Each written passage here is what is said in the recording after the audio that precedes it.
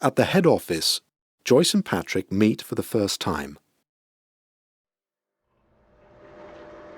Hello, I'm Joyce. I'm new to the company. Hi Joyce, pleased to meet you. My name is Patrick. I work in the marketing department. Oh, nice to meet you, Patrick. What do you do in marketing? I'm a junior marketing assistant. I do a lot of different things. I contact advertising agencies and look up information for our marketing manager. I also do administrative work. Oh, okay, yeah. And you, Joyce, what do you do? I'm in sales. I'm a junior sales rep.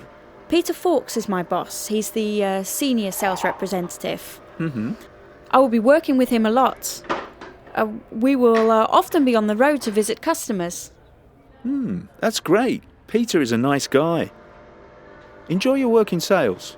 Thanks, Patrick. I'm sure I will. See you around. See you.